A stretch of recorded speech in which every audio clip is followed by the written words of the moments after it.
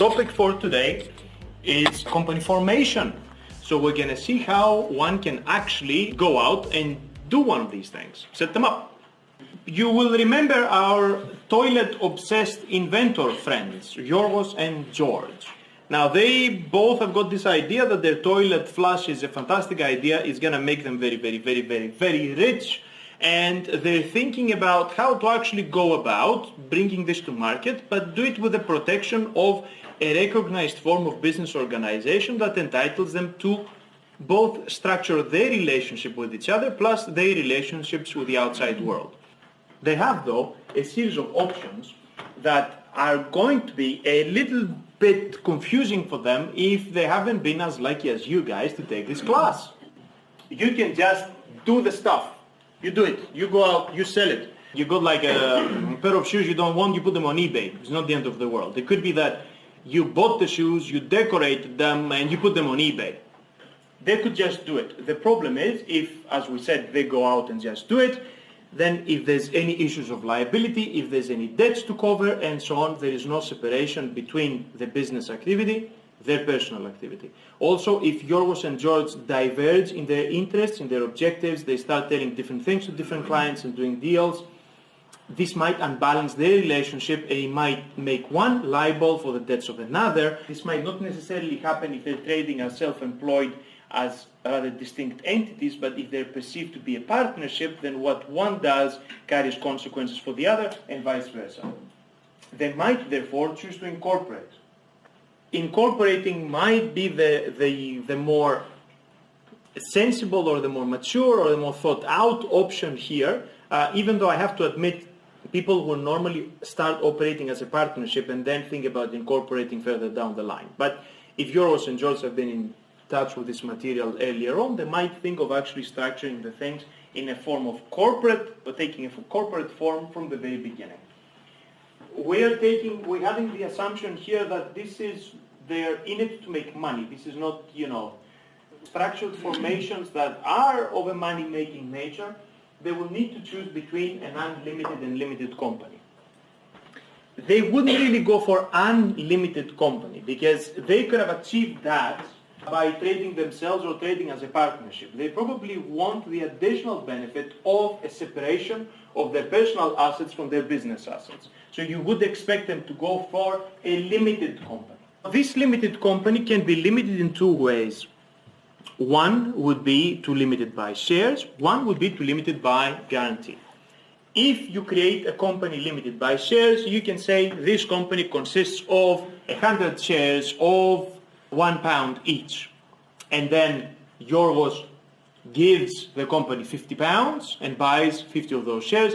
George gives another £50, buys the remaining shares, and they then have an equal proportion of shares. They are 50-50 shareholders in this company, and the money takes that money and puts it in its pocket, which is a separate pocket than the pockets of Yorgos and George individually. That's the whole point about the private limited company. So this then becomes capital of the company, this initial contribution of funds. They could, on the other hand, do something registered by guarantee. If you register by guarantee, you don't give the money up front, but you undertake a commitment to contribute to the company's assets at a set amount if the company goes insolvent. Now, why would you do this? You may not want to give the money up front, could be one reason. It also gives you a wider menu of options if you want to get out, because if you're a shareholder in a company and you don't want to be a shareholder anymore, you need to find somebody to transfer the shares to. In a private limited company, this implies the cooperation of the company as well. If you are a member of the company in the sense that you provide the guarantee, you can get out of it by resigning this, and it's a slightly different process. It might make things easier. On the other hand, if you have a profit, if you're setting up a profit-making enterprise, you're better off having a company limited by shares. The reason is that the shares give you an easier avenue to distribute profits. Because you could either sell the shares at a higher value than the ones that you bought it if it reflects a growing, successful company. And also you get dividends out of the shares if the company is successful and decides to give money back to the shareholders.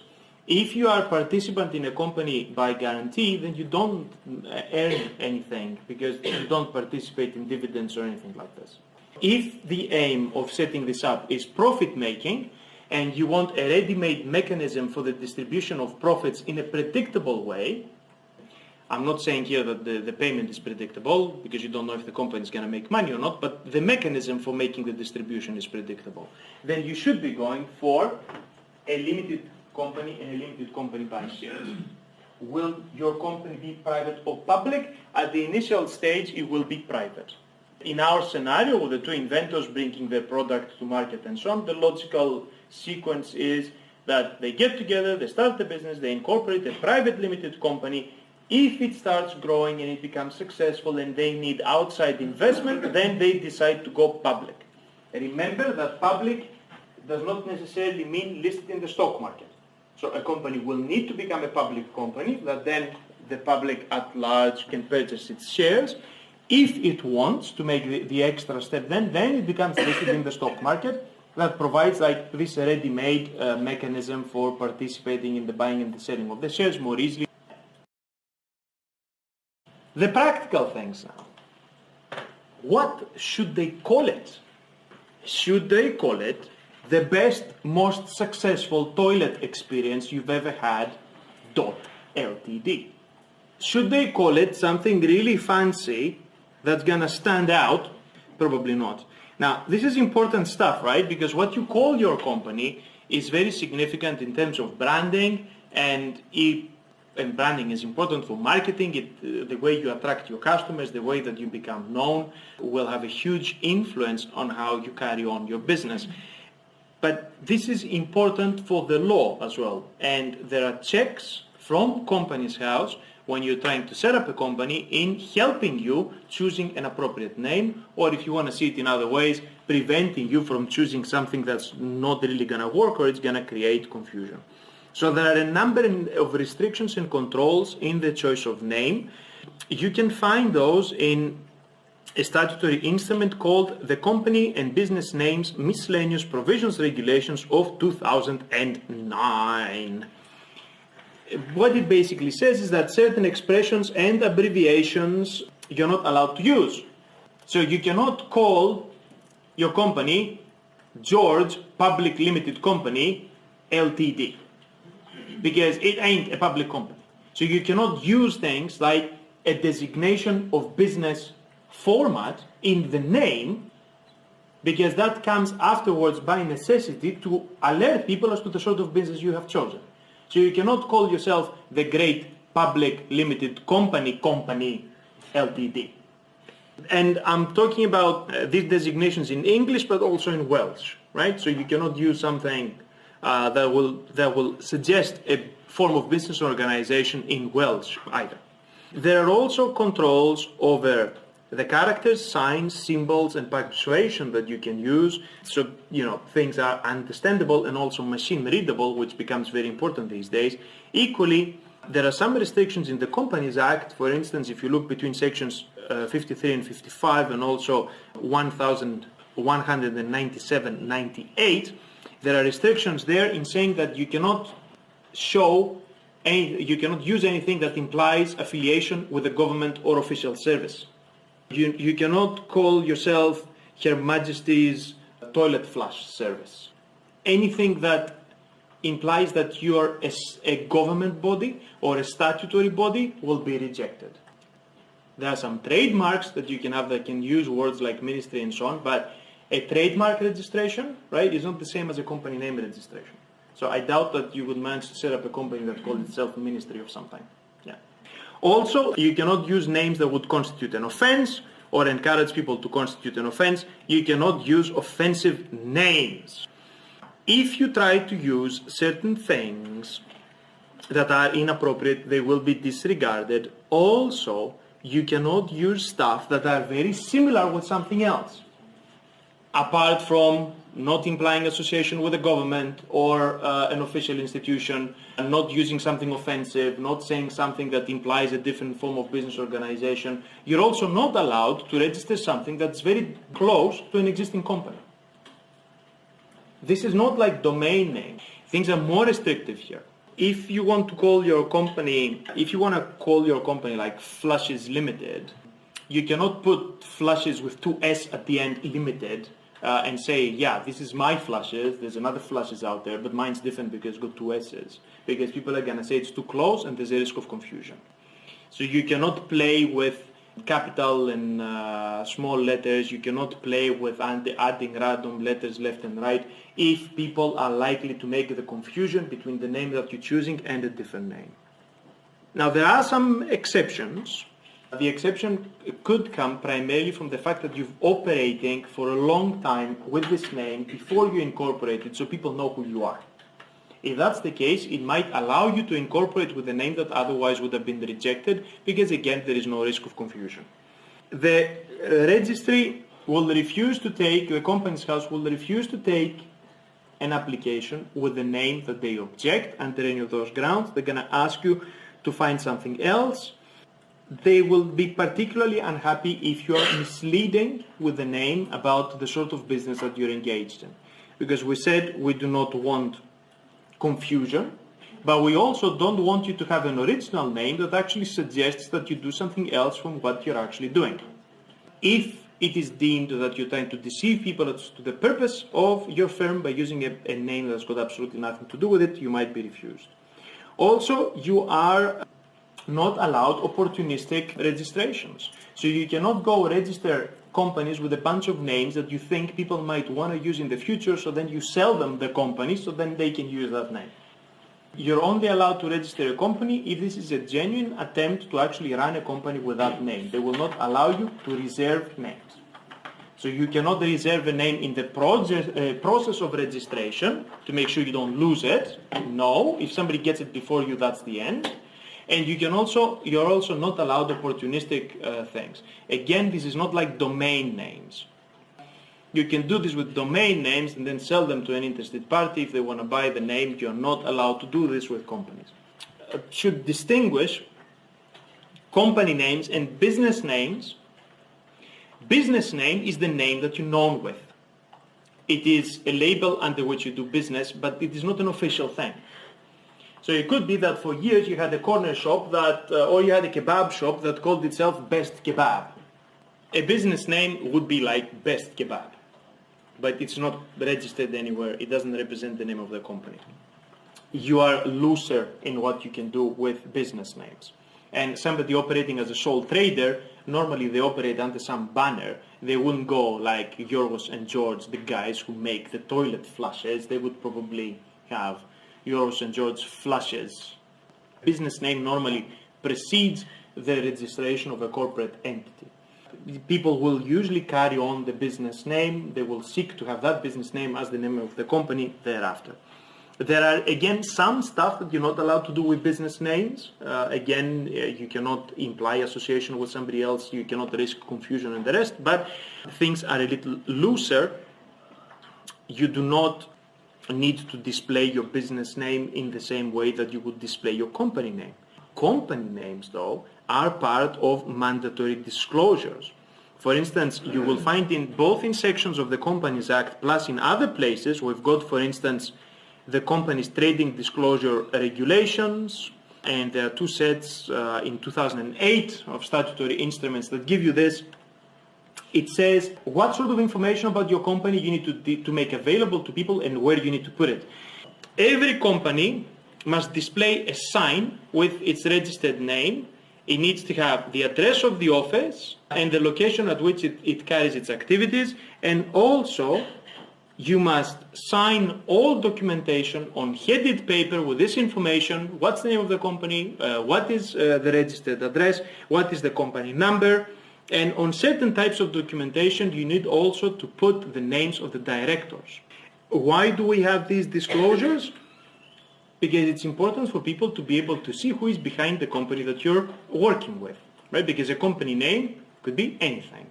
And you might, if somebody comes and proposes a business deal to you, you should be able to check who is the actual person behind the company to verify that the person that you've been talking to is in fact associated with that company. These things are free to check on the Companies House website.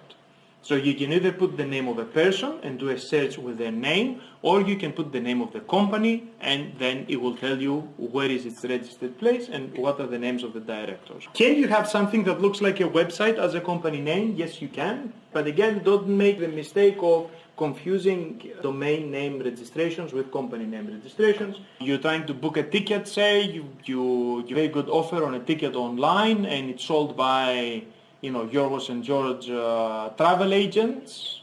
Is this just like a fake website that's going to take your money and you're never going to hear from them, or is it the real company? They need to display their company number. They will also might display that they participate in various travel agent related stuff that offer insurance and protection and so on.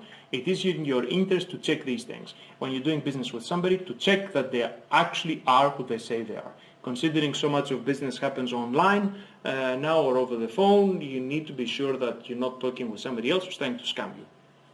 If you're reckless, then you might suffer the consequences of your recklessness, in the sense that you've paid a lot of money and you didn't get what you ordered. Some of these requirements apply to overseas companies that operate in the UK. There's a basic level of information that needs to be available for all companies, including overseas companies, again, so it allows you to check who you're dealing with. And foreign companies also need to have an address in the UK from which they do business, for the primary reason that if you need to serve them court documents, you know where to send them to. What do you need in order to set up the company and to have it operating? Well, you go online, pick up an application form, fill it in, pay the fee, put together memorandum of association, articles of association, and any additional information. Now, you might need the additional information to explain your choice of name, for instance. If it looks like it's violating any of the provisions there, you might want to explain further why you're choosing a name that kind of looks like it might not be appropriate. And then this is how much it costs.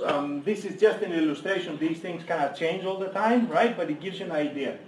So in this country, it's relatively cheap to set it up, and you can do it pretty much on a day. So basically, the only thing you need is to have the documents prepared in advance, have your credit card, bam, you go on the website, get it done, you're up and running very, very soon, and it doesn't cost you much.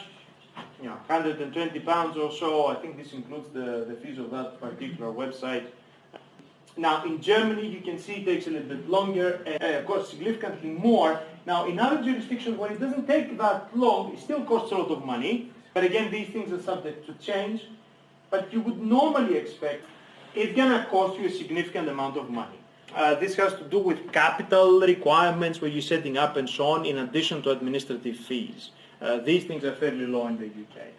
You need to be aware of these things. And also, this is a good way to assess how business-friendly a jurisdiction is. The lower the bureaucracy, the lower the cost, the faster it is to get something set up. It suggests that this is a friendlier business environment.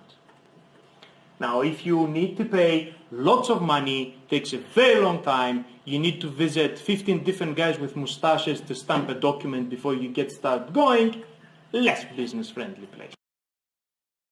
And finding information about the companies, the company will receive a certificate of incorporation. From the point that it receives the certificate of incorporation, it is allowed to engage into business, and you go to the company's house website where you can get a lot of information. Now, the steps to obtain the certificate of incorporation are slightly longer for public companies, because you need also to make a more significant capital investment at the beginning. The capital thresholds are much more significant for public companies, so you need to pay that money first and then you get your certificate.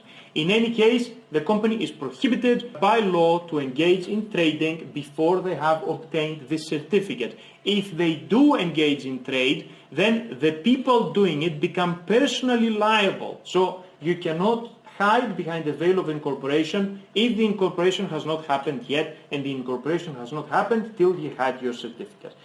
So if the company attempts to engage in any business, sign any contracts, then the people signing them are the ones directly responsible. The company could choose to adopt those, to ratify them, subject to, after incorporation. This is fine, but if it doesn't, then it is a personal problem for the people who were signing. if we find anything wrong with this process, what can you do? Well, the act of setting up a company is final. Because once they get the certificate and they start doing business, it would really be extremely disruptive if you came back and said, oh, hang on here, we made a mistake, we shouldn't have registered those guys because there's something wrong with the name, or there's something wrong with something else. Nobody can challenge the act of incorporation. It is only the Crown itself, it is only the judicial authorities of their own initiative that they can challenge the act of incorporation if they find that something has gone horrifically wrong and it wasn't spotted before they got the certificate. But no private individual can challenge the act of incorporation. What you do instead is that you wind down the company. It means that the company existed, carried out some actions, then it's getting dissolved. So for the time that it was actually operating, it had valid authorization to operate. So then any rights and liabilities created out of this need to be sorted out the normal way. If you undo the act of incorporation, it means the company never existed, which means that if it has signed contracts, in the meantime, you don't know what to do with them. So it is believed that the best way to deal with this, instead of undoing the act of incorporation, is to wind them down using the normal process that you're going to find, the Insolvency Act and so on. Of course, many things are subject to change, and the most important changes normally are not about changing the name, but they're about changing the type of registration. And the Act gives you that capacity. You can go from a private company to a public company. But you can also do it the other way around, right? A public company can become private. You can go from limited to unlimited, but also the other way around. And you could go all the way down. You could be a public company in the stock market, delist from the stock market, then go from public being private, and then go from private being unlimited. But a lot of people do this, from public to private. If you're a public company, you've got a lot of shareholders and you do not necessarily control the general meeting and you don't control the voting. So if you want to carry out an extreme restructuring, then it might make sense to take the company from public-private. You buy the shares from all the shareholders and you hold them yourself. Once it's private, decision-making is a lot more streamlined and the intentions of the shareholders and the management are much more aligned. You take the guts out of the company, you do whatever you want to do, reframe it into something else. Once you're done, relaunch it as public and get investment in it. This happens usually by private equity takeovers. Right? Private equity firms have got a lot of available cash. They identify public companies with a problematic profile or problematic operations. Get a substantial share. Then use this to control the management. Then use this to take the company from public to private hands. They structure the hell out of it. And when it looks like it's got better chances of being profitable, then they put it back as a public company and invite investment. It normally doesn't work well for the company in the long run because in the process of those changes, the company tends to get a lot of debt. It's all this discussion about debt, leveraged buyouts and so on. But this ability to re-register from one type of company to the other exists in the law and it is often used. You've got some cases here that give you illustrations of how to deal with problematic incorporations. Our register of companies was about undoing a registration of this lady there. This was a pornography business. They registered something that looked like it was meant to carry out inappropriate business of that nature. And then they went, we registered the company here in order to carry out this thing, and this is not very nice, so what we should do? And it gives you an opportunity to look at the process where the Crown itself takes initiative to deregister a company. So this is an example of hitting something bad. You've authorized the company to do something that really is not supposed to be happening. So that way you should just not wait for the company to engage in operations and then dissolve it. So it means you want your hands clean of this, so this company never existed to begin with. So this is a good illustration about how you do this.